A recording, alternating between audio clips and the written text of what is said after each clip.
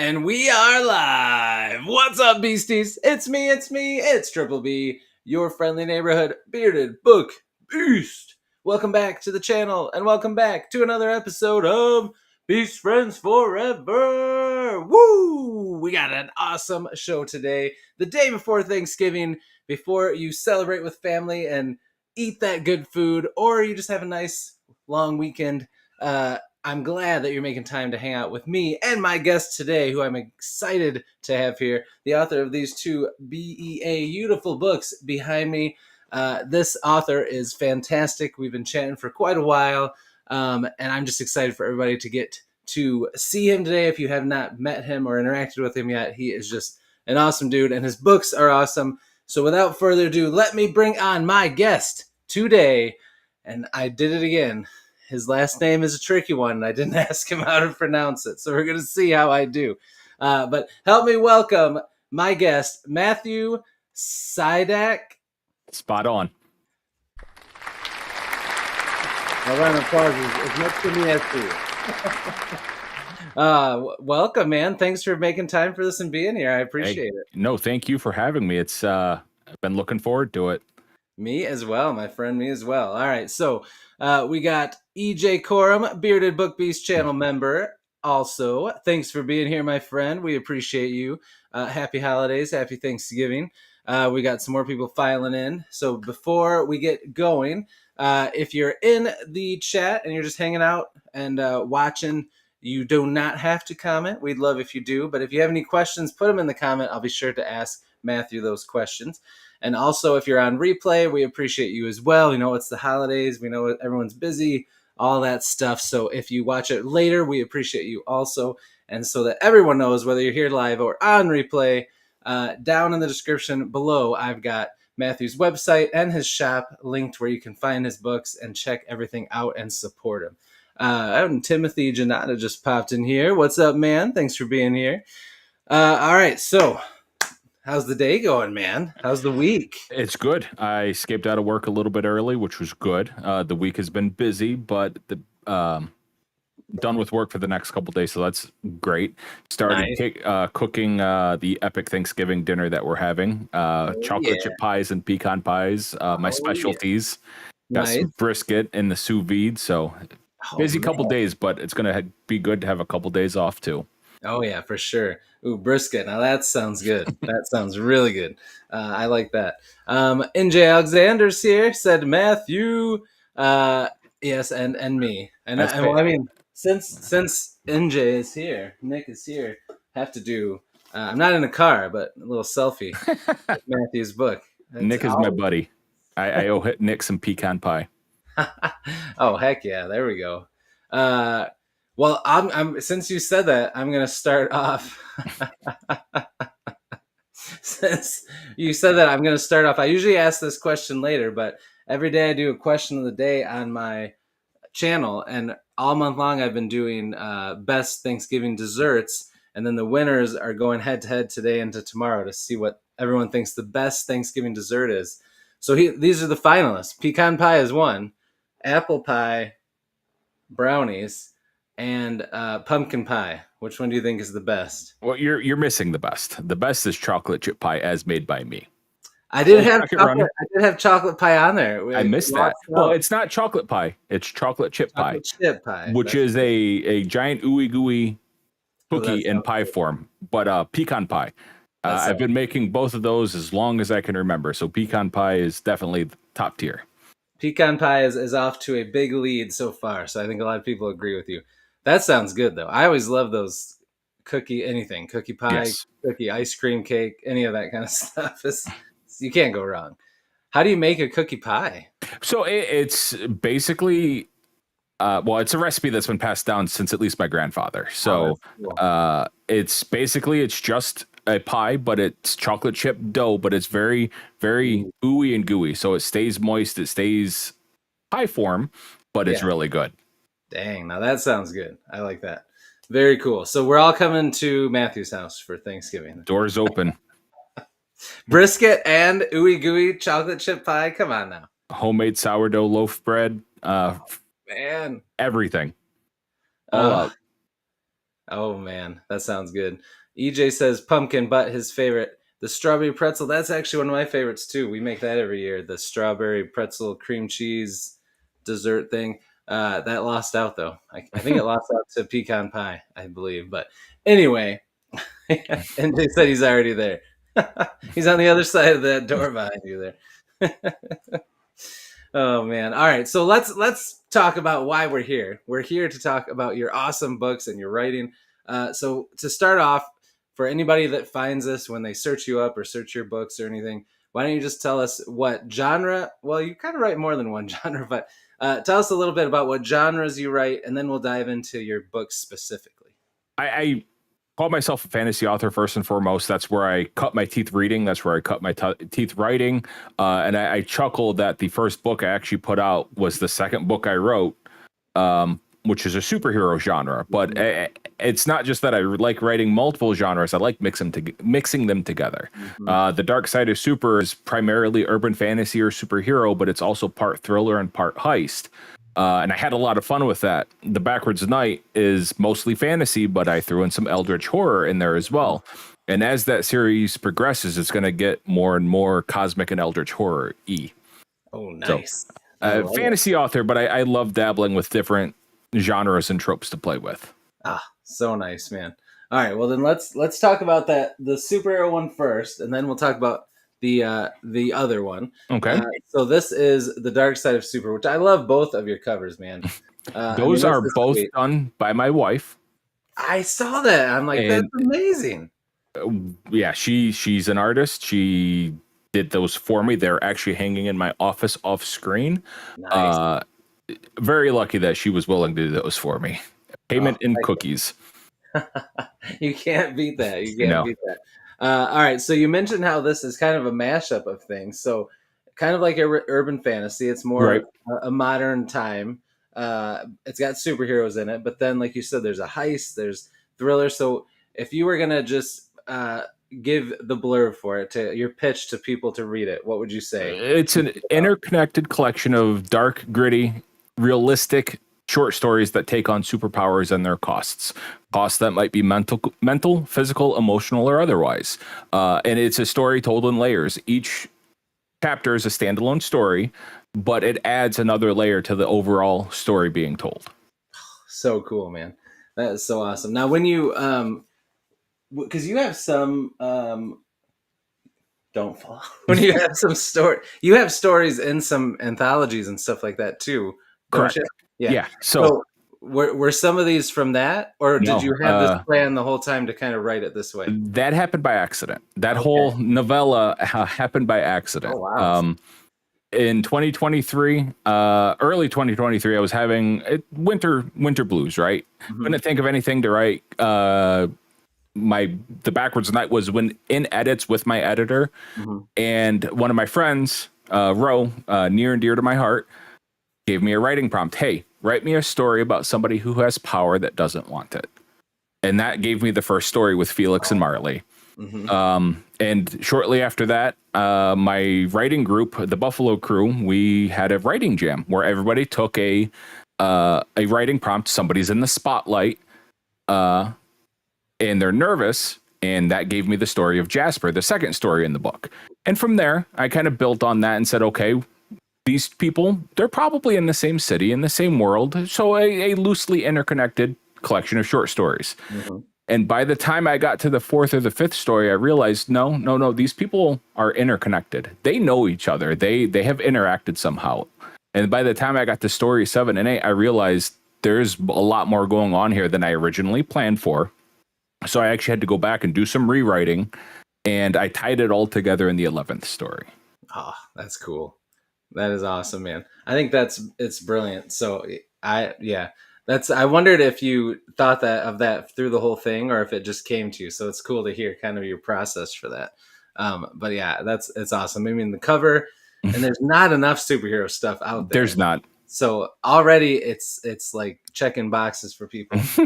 but then once they read it, like, that's just a cool experience that stays with you, which will make them want to go to your next book, which is another awesome cover. I love this cover, The Backwards Night. So tell us about this one. So that one, I started that one 10 years ago. I started co-writing it with my wife, just kind of we've been writing together for 20 some years. That's how we met, is telling stories together. And when she and I realized we had something that I can take and build with, she's like, it's yours now. It's your baby. Write me a novel. And I promised her I would write her a novel. And I did. And it started off as a 50,000 word novel. And through the course of edits, it actually grew to 200,000 words. And then through the course of my lovely editor, Ashley, she cut it back down to 100,000, made it stronger, made it shine. But it's a world where magic has gone away. Your typical fantasy world, but one of the tropes I wanted to play with is in every fantasy series, you have the faction that hates magic. And so we wanted to play with the idea, what if that faction won?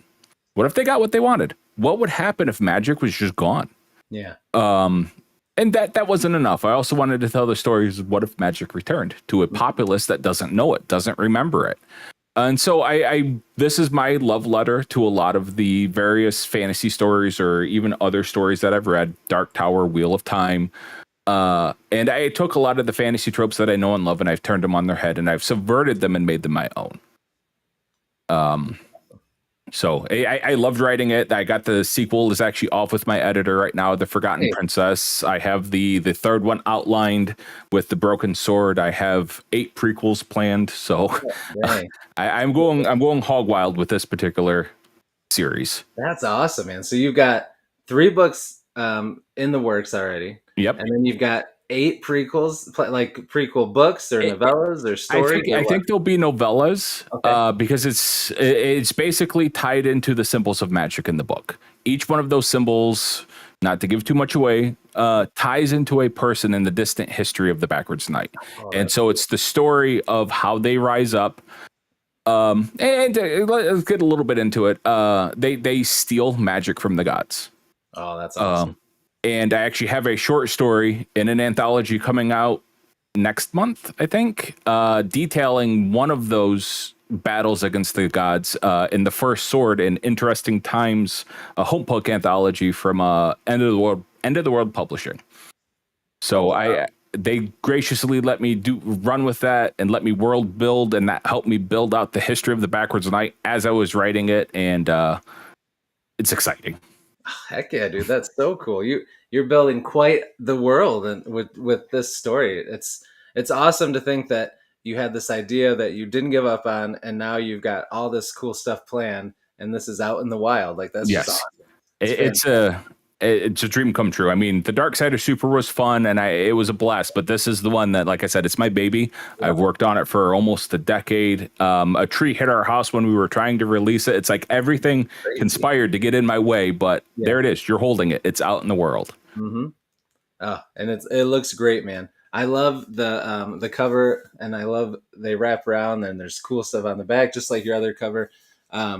And I was lucky enough to get a little some goodies with it. Yeah, I love the sticker, the art of it. Like it's just all great, man. I'm excited for you guys, and I think that people are really gonna love it. So is the best place to get it through your website? If you want a signed copy, yes, through my website. You'll get bookmarks with it. You'll get stickers and pins if I have them while supplies last. But you can actually find either of the books anywhere. Amazon, Barnes & Noble, anywhere books are sold, digital, physical. Actually, right now, The Dark Side is Super. I am crowdfunding a audiobook version of it, which has completed. But it's part of a collective, the Book Bazaar. So it's 22 different projects on BackerKit that are banding together for a collaborative hype train. But it's been a lot of fun. It's my first crowdfunding thing that I'm part of myself, and we funded, so there will be an audiobook of The Dark Side of Super soon. Sweet, man. That's awesome. Very cool. Now, did you is it like that group that's doing it, do they have certain narrators they already found, or did you guys pick your own?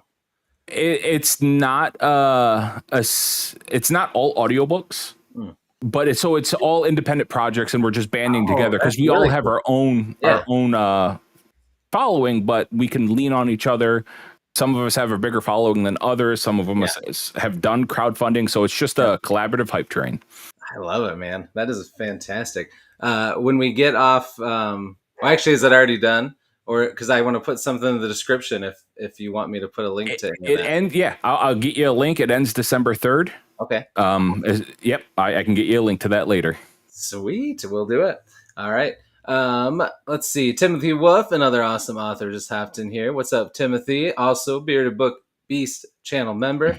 EJ had a good question. With all this stuff that you're building out with the world, do you have a specific reading order you're going to suggest people do? I mean, right now, check out Backwards Night. Right. Is it going to be one of those like kind of Star Wars where you can read the main book and then go back and enjoy the prequel stuff? Okay. Yeah. So my goal is, I'm. The main goal is you're going to have the first 3 books, and that's setting up the main story. The other stories will tie in that, hey, this is what the world used to be like maybe thousands of years ago. Mm-hmm. So while they're tied together, they're distant enough that they'd be standalone. Different stories, yeah. And if you read them and then go back and reread the Backwards Night, you might notice things, hopefully, that I planted some seeds. Oh, nice. Okay. Very cool. I love that, man. I love when authors just they create a world with one story, but then they just play in that sandbox they made. That's awesome, man. I'm excited for you. Now, do you see you staying in that for the foreseeable future? Are you going to go back to the world you made in Dark Side of Super? Do you have other ideas? I'm sure you have a million ideas. There's a million of ideas, and I'll be honest with you. I have a draft started for The Light Side of Villainy. Ooh, which is the sequel to The Dark Side of Super. I have a very nebulous idea for The Narrow Path of Power, which would tie that series and complete it, hopefully. Okay.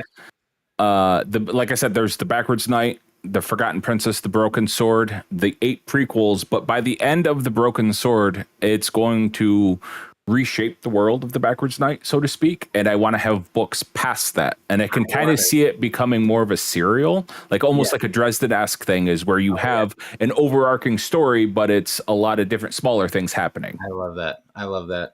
Yeah, and I was just thinking that the other day, that I feel like there's not enough of that in fantasy.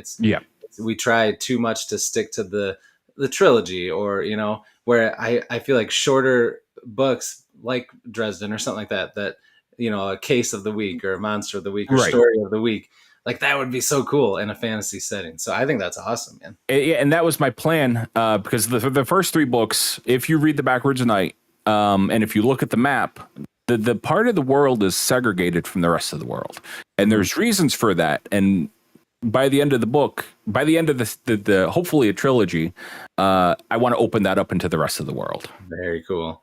It's exciting stuff, man. You got to be pumped right now. I'm super excited. Getting to live my dream that I've had since I was a teenager.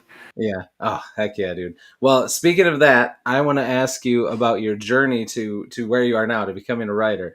But before we do that, you've been in some of my live streams before, so I got a question for you. Do you like terrible dad jokes? Of course. All right, I've got 2 for you. All right, we're gonna warm you up with this first one. This one is a famous one. You've probably heard it. Why did the pony ask for a glass of water? Why is that? Because he was a little horse. All right, this next one is a little risque. Are you ready for it? Hit me. All right. A few weeks ago, I was kidnapped by mimes. They did unspeakable things to me. All right, I'm going to throw one back at you. All right, let's hear it. Did you hear about the scientists that spliced cheetah DNA and crab DNA together? No. Things went sideways really fast. That's good. Don't make me laugh too much. I got to cough. Oh, that's good, man. I like that one. I like it. Well done. That gets let's see. That gets another round of applause here. Man, all right. So take us back to when you were just a wee little Matthew. What got you into fantasy and books and reading? When did you start writing? And then when did you decide, I'm going for it, I'm going to write a book? So I got into reading, really into reading in high school. Started with the Dragonlance series. Probably might have even been junior high. Started with the Dragonlance series. My cousin told me about them, and I fell in love with them. But what really sparked my interest was I got this computer game called Betrayal at Krondor. Ooh, I never. And it's one of the. Oh, it's a great game. and it's one of the first games that was just mine. You know, I played King's Quest and Space Quest with my brothers and my father, but this game was mine. I sat down, played it by myself, and included on the CD was an interview with the author. And I'm like, an author of a video game? You don't normally think about that, right? Yeah, that's so true. Yeah. But I watched it. And this is, you know, a video on a CD-ROM in a computer. There's no real way to rewind. And I'm sitting there with a pen and paper as he's listing the world that he built that they used for this video game and all his titles of books. So I'm writing them down as fast as I can. And it's the Raymond D. Feist. And he had a series of books at that point, and I begged my dad, take me to the bookstore. Yeah. I need these books right now. Yeah. And that really lit my love for fantasy. Wow, I did not know there was video games based off his writing. That's cool. There was at least one or two of them, and they were really good. Turn-based fantasy games, only on the computer, but they were really good. Oh, man. I miss those old PC game days. Right? Those are fun. That got me into reading. In writing, for writing, what really kicked me off is I joined probably late teens, a collaborative writing room. And it was an online chat room. It was just you go and you tell stories together. It's like playing Dungeons and Dragons, but just writing. There's no dice. There's no rules. It's telling stories together. That's how I met my wife. We told stories together. She'd always push me, you know, add more flavor crystals. You need to do this. You need to do that. And she helped me grow. Yeah. And it was, we've been writing together for, like I said, as long as we've been together. We still write together now just for fun, but it was around probably 10, 15 years ago. We decided we're going to try doing something, and nothing really took off. But then in 2016, I had already had a couple short stories published of something we were trying to write. Nothing really worked out. And we sat down and was like, all right, let's build a world together. Let's take this fantasy world, and we threw spaghetti at the walls, and that gave us what I call the first rough draft of The Backwards Knight and the Forgotten Princess. It was 150,000 words between the two of us, and in 2016, she told me, write me a goddamn novel, pardon my language, and I made her a promise that I would. Yeah. And I sat down and I took what we wrote and I built a world around it. It wasn't good. It wasn't perfect. But in 2018, I gave it to a friend to write. She has been my alpha reader since day one. And she told me, Matthew, this is trash, but it's trash from which something might yet grow. And she's like, it's good. It has potential, but you need to make it better.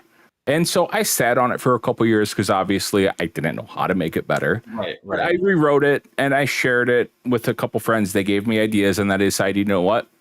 I need to make it even better yet.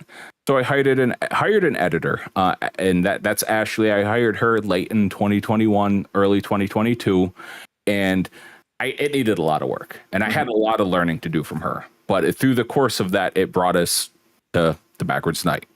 Nice. Oh man, what a journey through all of that. That's awesome. How did it go finding an editor and hiring one? So I had been friends with Ashley. She had published two of my short stories. Yeah, it did. She published two of my short stories. She had ran a small indie press called Lost Boys Press. Oh, nice. And when she went freelance, I'm like, that's perfect. I want to work with her. I need to work with her. And I hired her and went from there. And she's actually editing The Forgotten Princess right now. I just handed it off to her earlier this month. Very cool, man. I mean, that's so nice. Because you need a level of trust with your editor, and they need a level of trust with the author where they can be brutally honest. Right. And when you have a friend, and she is, and it helps. She knows she doesn't have to worry about getting you too bummed out, and she knows probably that you trust her. She trusts you, and that's awesome, man. Can't beat that. So you've got a great support system to write these books between a friend being your editor that's really good. And your wife being a great cover artist. Like, you can't beat that, man. That's awesome. I'm extremely lucky. Awesome stuff, man. Now, did you always know that your wife, that you would want her to do your covers? Like, because you probably knew when you met her how good of an artist she was. Yeah. Under threat of being stabbed, I was not allowed to get anybody else. I'll be honest about that. But no, it's been our dream since we started writing together. And we always joked about it. I'm going to write a book. You're going to do the cover. And both of these, we realized that dream. Yeah. And it's just, I mean, she hung the Dark Side of Super in my office, and I'm so oblivious sometimes. It was in there for a week, and she finally dragged me into my office and said, "Look, here's your painting," and I cried. Oh man, I bet, dude. Seeing it, well, and especially so many layers, right? I mean, it's Right. cool 'cause it's your wife doing it. It's something you've been thinking about a long time, but seeing it come to life like that Yeah. is just awesome in general, I'm sure. So awesome stuff, man. Um, so with both of these books, I feel like there's a lot of cool ideas in it. What do you think were some of your? I mean, we always take little pieces of everything, right? From Right. our real life, from things we've read, watched. What do you think are some of your biggest inspirations that helped you come up with some of the stuff in your books and your characters and all of that? So for the Dark Side of Super, as I said, 2023 started off as a really bad place for me, and it didn't get much better as it went on. Mm. And I took a lot of that trauma, anguish, despair, existential dread, and I channeled that into every story. And I've been told it shows Yep. because some of the stories get really heavy. I had a friend who said, "I want to read it. I'm sorry, I'm not in a good place right now. I need to put it down." I'm like, I don't fault you for that. I get Right. it. I've been there. I wrote it, right? Yeah, yeah. For the Backwards Night, like I said, that was really a love letter for a lot of the things that influenced me. The Dark Tower series. If you've read those, you'll see some influences in the Backwards Night. Wheel of Time, even the Raymond D. Feist books. A lot of that just Nice. in there. That's cool. That's awesome, man. All right. So next up, I want to ask some questions about your writing process. I always love to pick authors' brains because I ask the same questions and nobody ever gives the same answers. Even if they're similar, they're still way different. So, And that is a key point there, is because there is no right, right there's no answer on how right. to write. Right. Exactly. It's what Everybody, works for you. yep, exactly. Let me shout out J.A. Brighton from across the pond. Good day, my friend. Thanks for being here.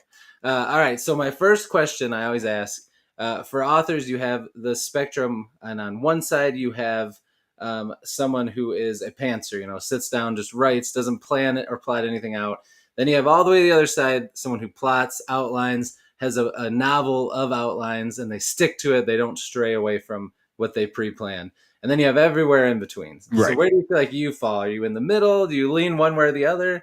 What do you think? When I started, it was pure pantsing. I mean, as I kind of indicated with the Backwards Night, I started, it was 50,000 words. It grew, and we cut it back down. That's because it was purely by the seat of my pants. And it was from Ashley that I learned the importance of what we'll call a series Bible. Yeah. It is the Bible for your story. These are the stone cold facts. These are what you are holding yourself true to. Mm-hmm. And I wrote one of those for the Backwards Night after the fact. And it helped us. That was the first thing she had me do, is, Matthew, you need to sit down and write this. And I'm like, but I don't want to. That's not how I work. But right. I had to reorganize my brain. And for the Dark Side of Super, I put that into place, right? I didn't go full story Bible, but I wrote, here's 10 superpowers I want to have fun with. I want to explore the costs for. Here are 10 characters that have these powers. Here's a rough outline of how I want this to go. And I sat down and I pantsed the rest of it. And because I can't plot everything, because my stories tend to grow what I call organically. Because like I said, I had to go back and do some rewriting, but it wasn't as much because my brain had been planting seeds the entire time, and I just had to connect them together. So today I am probably smack dab in the middle. I'm going to write some supporting things for myself, a story Bible. I can't do an outline. I just can't. Yeah. But I will have that story Bible. I will have a rough idea of where I want to go, but I will always let the story grow organically, because that's where I find I do my best writing. Yeah, very cool, man. And I love how you call it a story Bible. That's cool. I like that. And I feel like your writing is character focused, and I feel like it's so hard if you're writing character focused characters. It's hard to not be that way, to be completely plotting and not changing things. Then it doesn't make them feel as alive as they do if you do it the way that you're doing it. So, and a lot of writers make that joke that, hey, I'm listening to the voices in my head, but there were some points I could close my eyes and I could see Gulf or Orn or Layla in the Backwards Night, and I had to put myself in their shoes. It's like, I can't write you guys. You need to tell me what's going on. Yep. Now, did you have, in all that time and your rewrites and everything, in either of your books, did you ever have a time where the characters led you somewhere completely different than you thought it'd go, or where characters got more page time than you thought, or less page time, or you had So someone, anything like that? yeah, in the Backwards Night, there's a character, one of the three main characters, Golf. Mm-hmm. He is a young farm boy marked by magic. When I had the first draft of the Backwards Night, he didn't exist. Oh wow! At all. That's crazy. And during one of my rewrites, I'm like, you know what? I need to have something here. So I started what was going to be a prologue chapter introducing him before he appeared again later in the book. Mm-hmm. He's the one that Orn and Layla are chasing through the latter half of the book. Originally, there was no front half of the book. It was literally Orn and Layla chasing this mage who was lighting fires and causing destruction. So I'm like, let's introduce him earlier. Let's write a prologue chapter. So I did that, and that became 2 chapters, and then 3 chapters. And then it became actually the first half of the entire book. So wow. he stole the show. He's still one of my favorite characters. Not planned, but he just ran with it. That's awesome, man. And that wouldn't happen if you didn't write the way that you write. Right. You know? That's awesome. Okay, next question is, you've got battle scenes, action scenes, kind of in both your books. And sometimes those can be hard to write, especially for somebody starting out. So how did you approach those? Did you look up real kinds of battle stuff? Did you take things from books that you enjoyed? Or was it something that came natural to you? I think part of it came, like for the Backwards Night, part of it came naturally to me because, again, I've read a lot of fantasy. I might not be able to get into the nitty-gritty details like some authors do, but Orn also, he's not a fighter. Mm-hmm. If you look at it and the way he fights, he doesn't fight. He mouths off. He makes his opponent so mad that they can't fight, and therefore he has an easy way to win. Yep. And at some points that doesn't work for him. Right. But in the Dark Side of Super, one of my favorite stories is The Unbearable Weight of Time.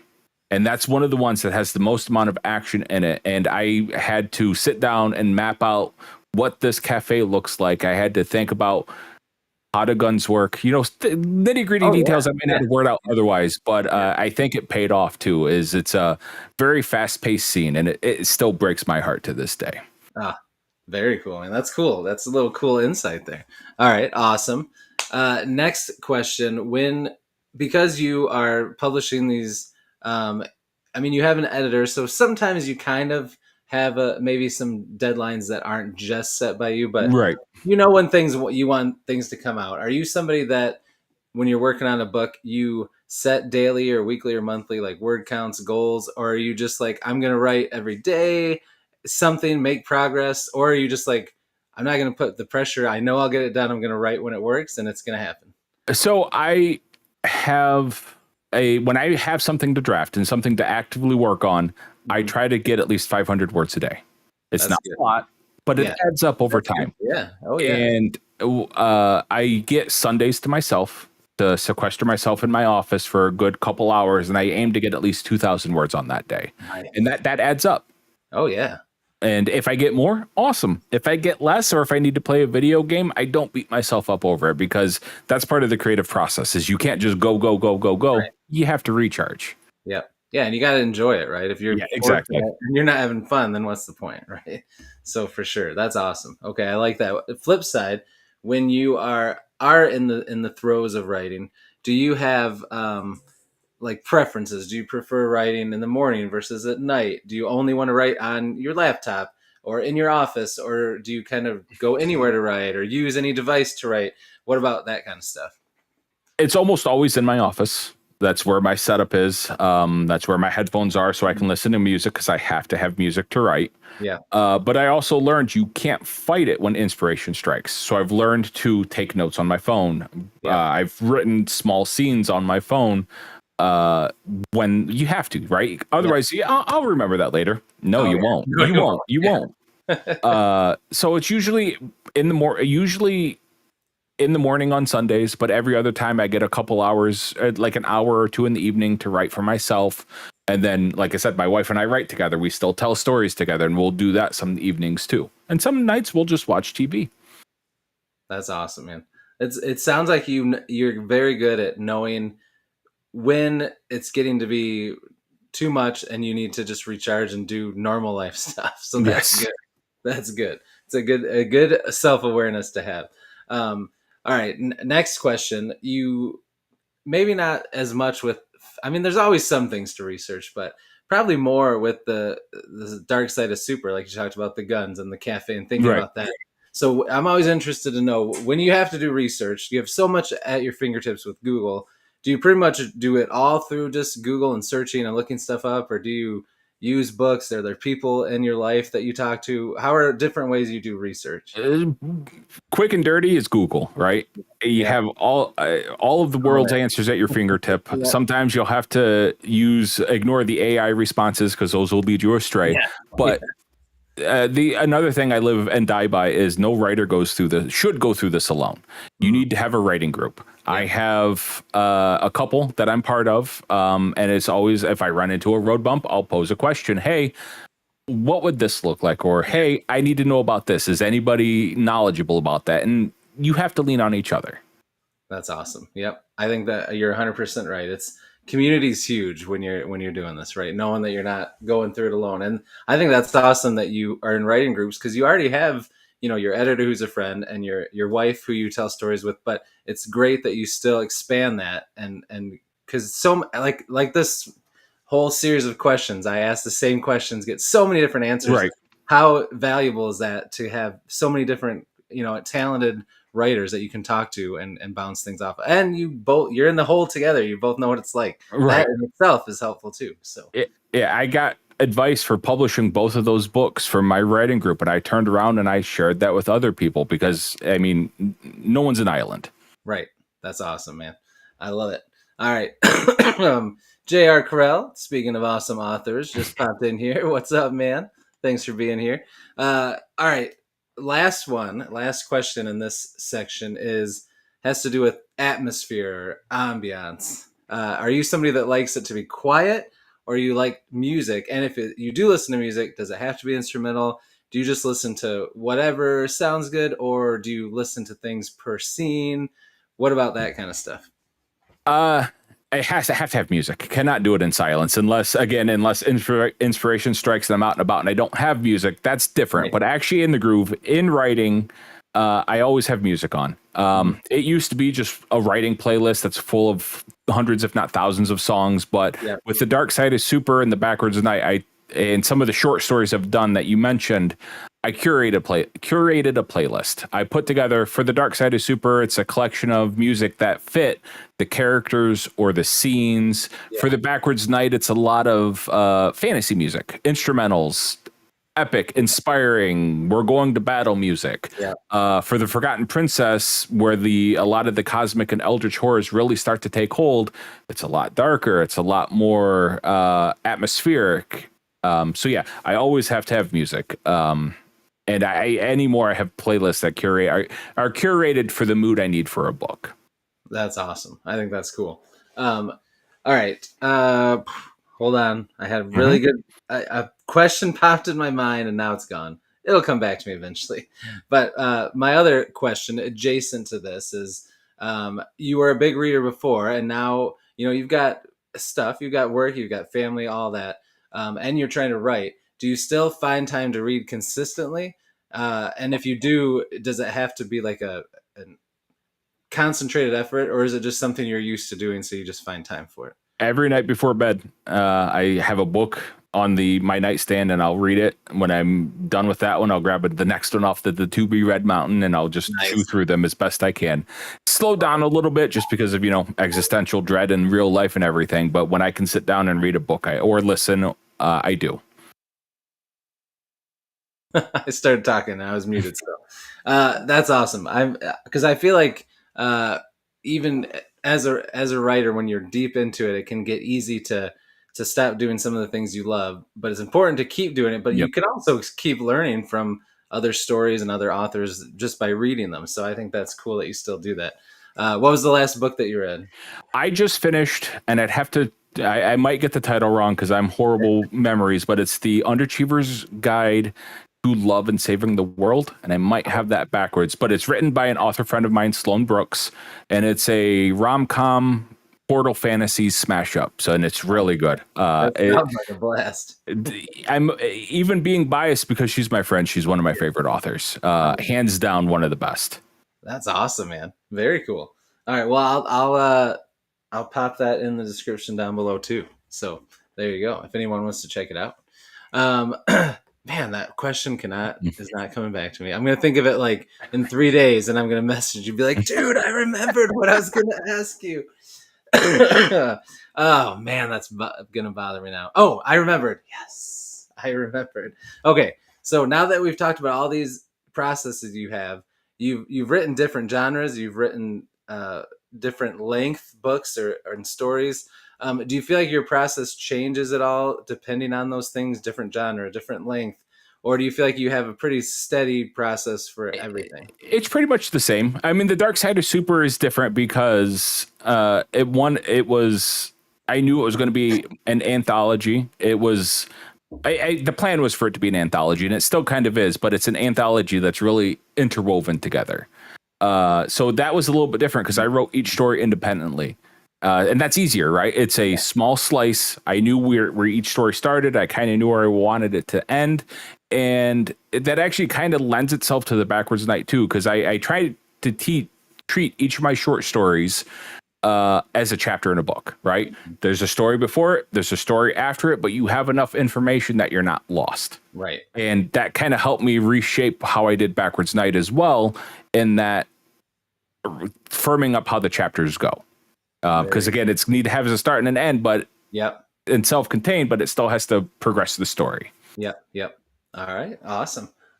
We just had somebody pop in here. I'm guessing, do you know who this is? Yes, that's my friend Amy. Nice. Thanks for being here, Amy.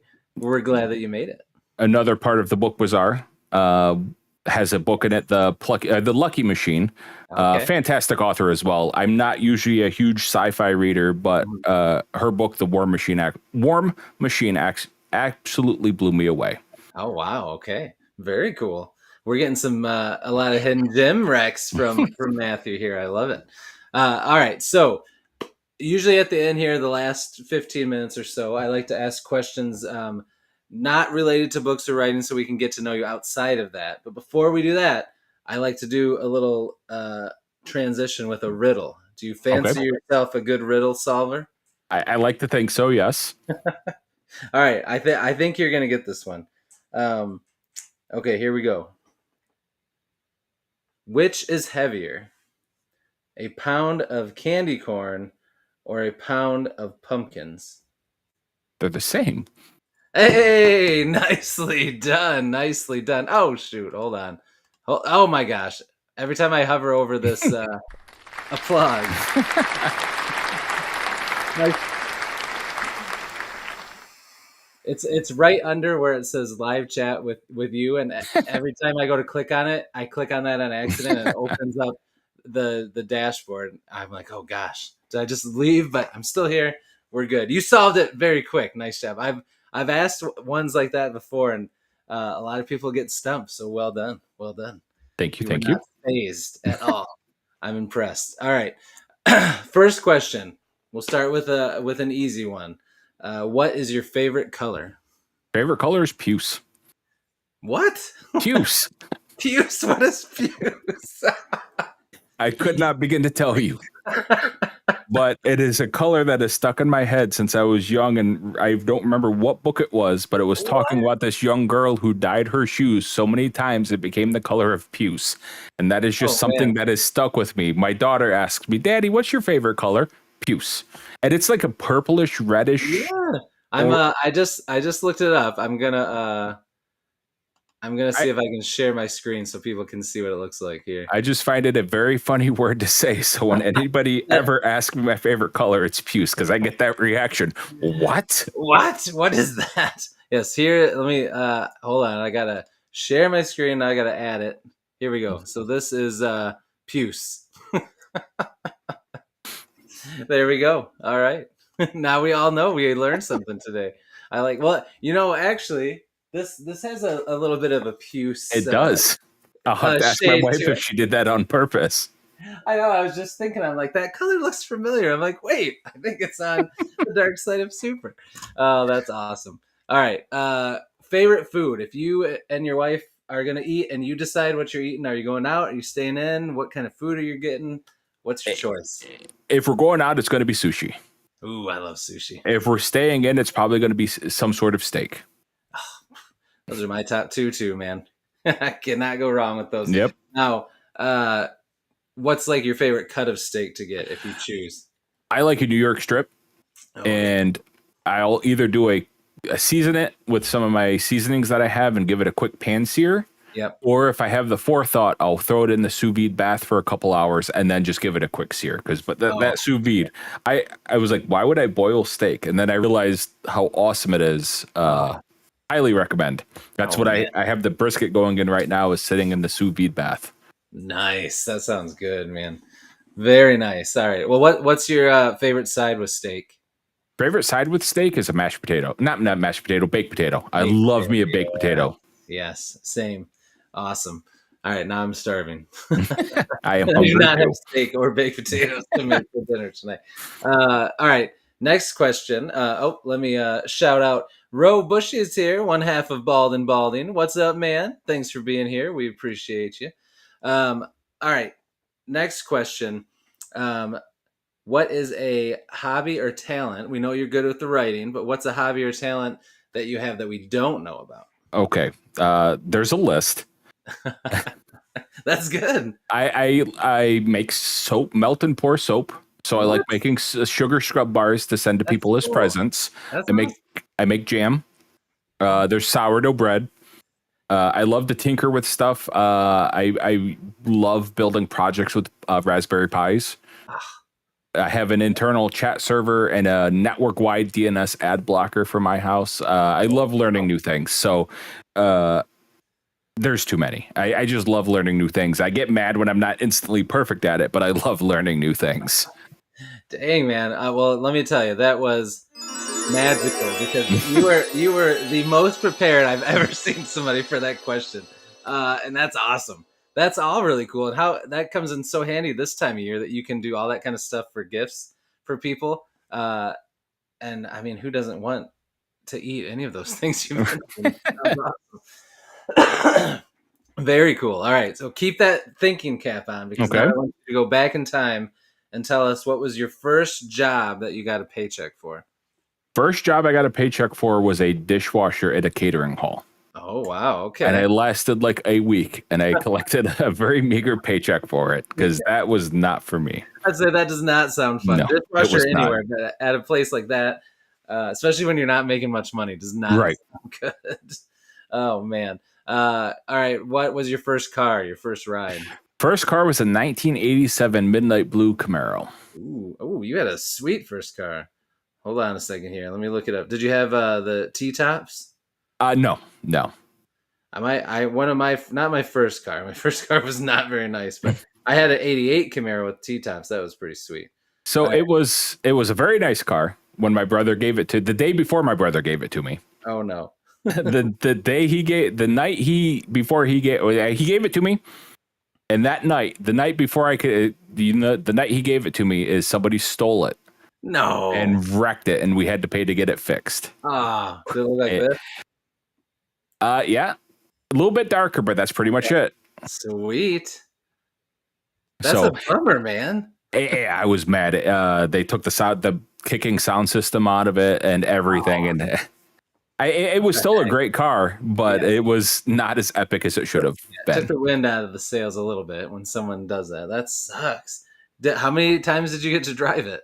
Oh, I got to drive it a lot. It's just before it got stolen. Did you even get to drive it? No, I didn't. I did not get to drive it before it got stolen. You just pretty much handed over the keys, and then, oh my gosh. My dad was going to take me out driving the next day because it was a powerful car. It was a lot for me. You kind of learn it, yeah.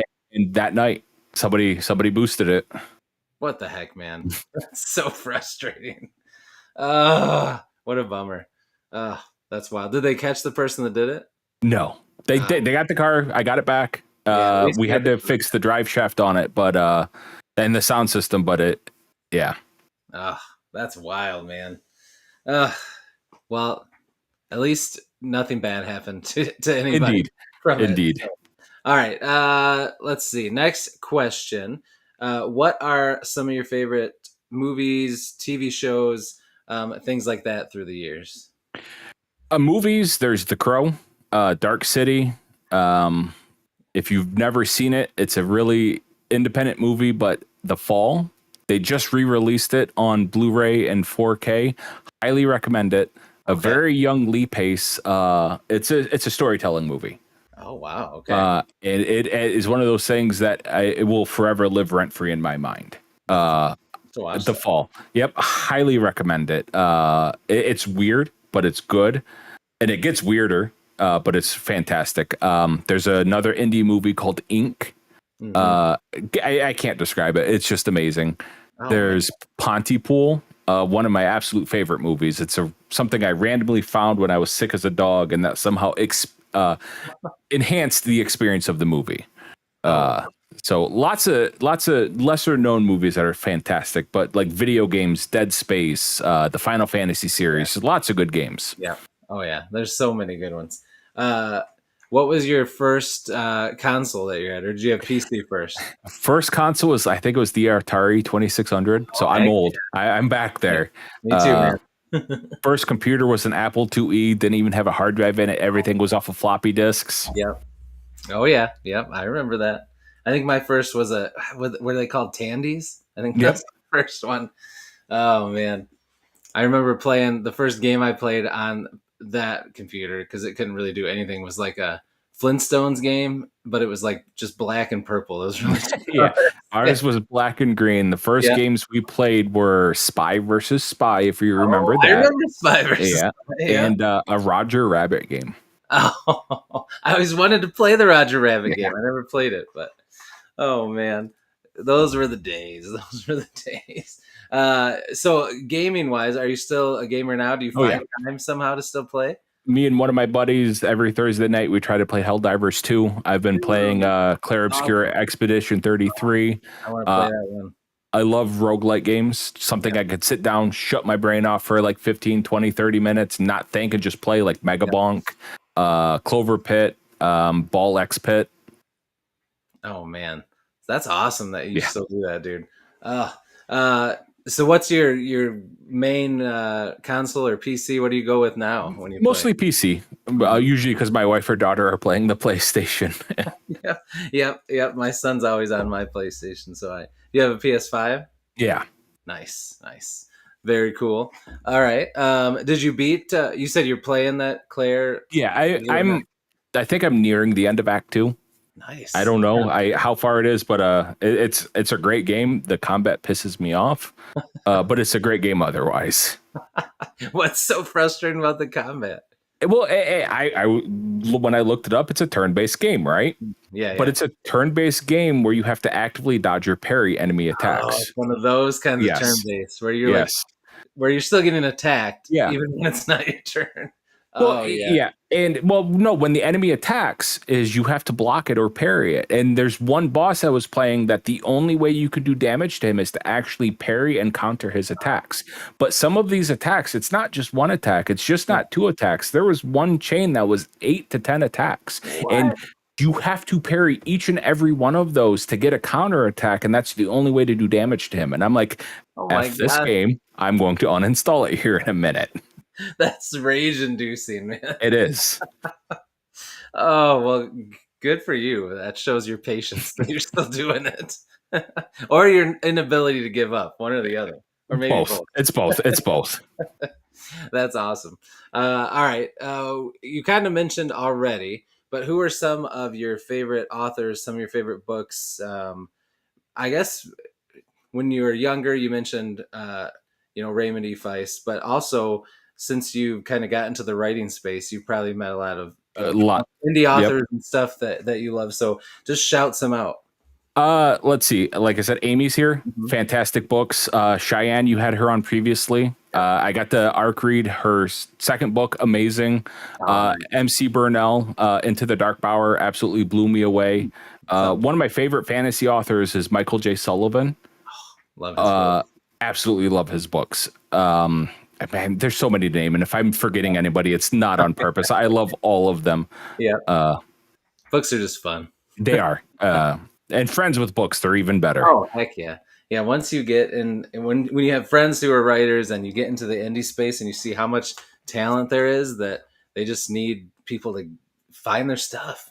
It's crazy how many talented authors there are out there. All right. So now I got some kind of rapid fire either or questions for you. Okay. First one, Star Wars or Star Trek? Yes. You got to choose one. It's going to be Star Trek. That was my dad's favorite growing up. And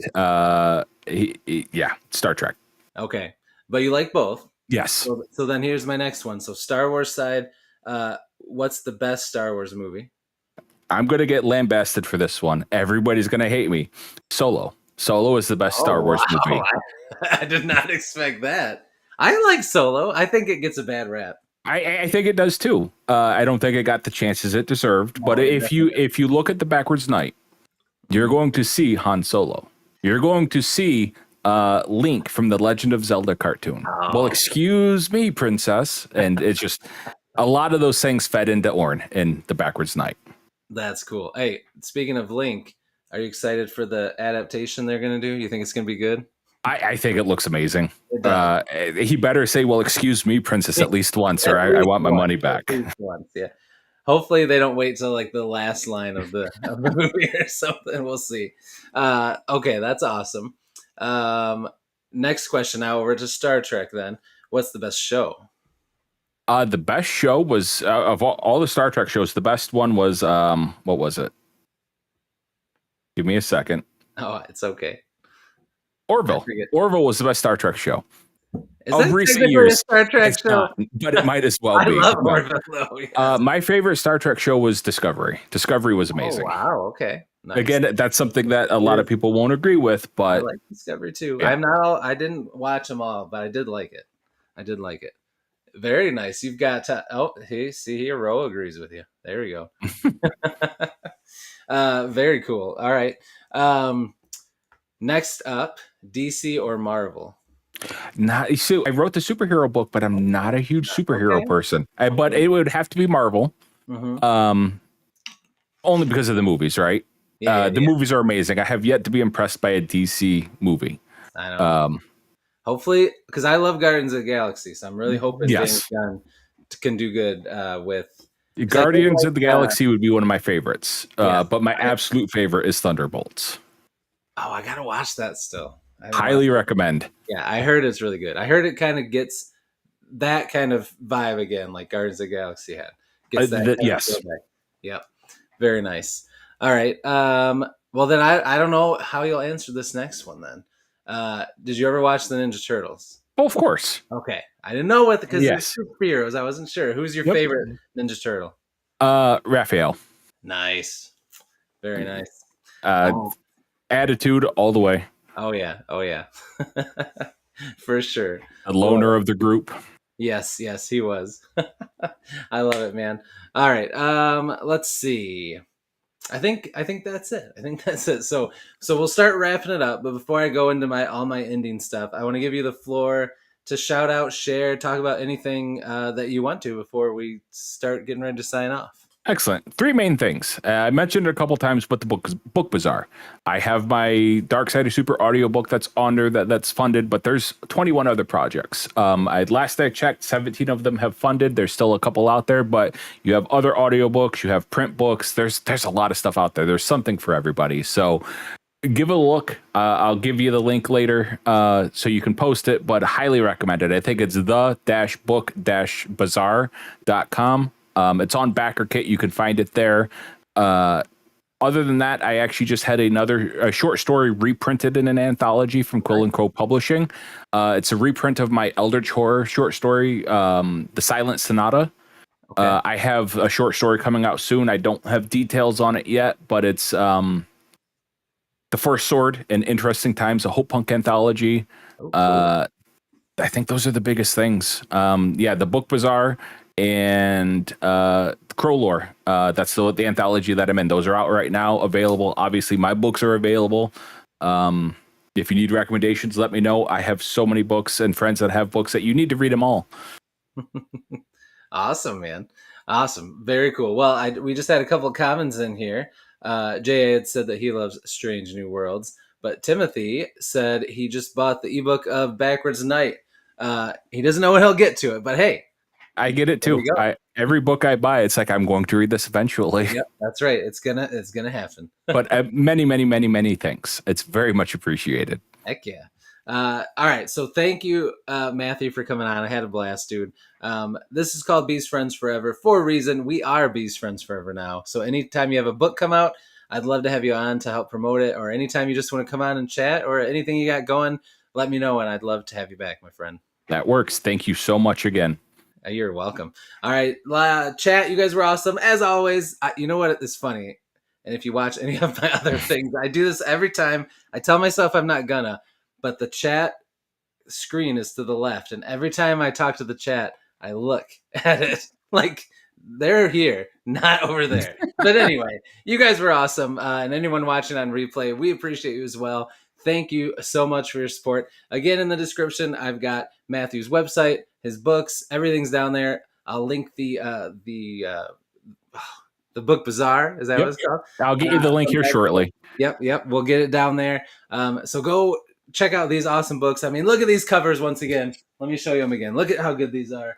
By his wife, which is even cooler. Check that out. Awesome stuff. Go check them out. And thank you, everybody. I'll be back next week. So have a fantastic Thanksgiving and holiday weekend. Love you guys. Have a great weekend. I'll see you next week. And until I do, as I always say, devour your TBRs, be brave, be beautiful to one another, and be beastly. We'll see everybody. Happy Thanksgiving. Thanks, everybody.